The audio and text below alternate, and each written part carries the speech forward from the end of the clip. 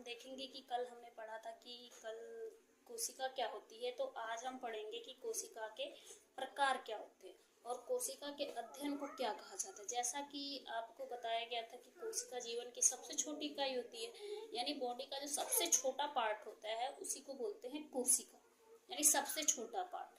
आज हम पढ़ेंगे कि कोशिका के प्रकार कितने होते हैं। तो आपको बता दिया जाए कि जीवों को देखते हुए कोशिका को दो भागों में बांटा गया, एक आपका प्रोकैरियोटिक और दूसरा है आपका यूकैरियोटिक।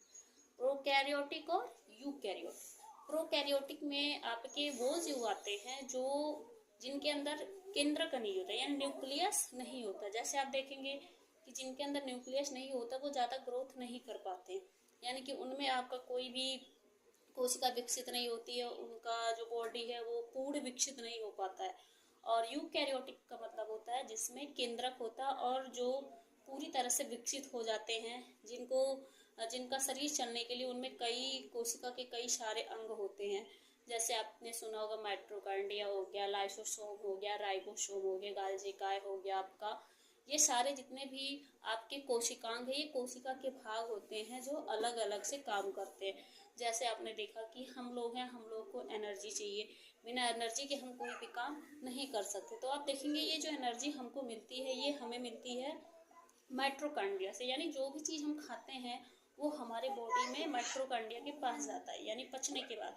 और फिर माइटोकॉन्ड्रिया उसको क्या करती है, एटीपी के फॉर्म में बदलती है और बदलने के बाद हमारे जिस बॉडी को ऊर्जा की आवश्यकता होती है वहाँ तक वो पहुँचाने का काम करती है। तो आज हम जानेंगे कि कोशिका कितने प्रकार की होती है, दो प्रकार की, प्रोकैरियोटिक और यूकैरियोटिक। प्रो मीन्स होता है आपके प्री, यानी सबसे पुराने जीव जो जिनके अंदर केंद्रक नहीं था, ठीक है, यानी जैसे बैक्टीरिया वगैरह हो गए, ये आपके प्रोकैरियोटिक में आते हैं।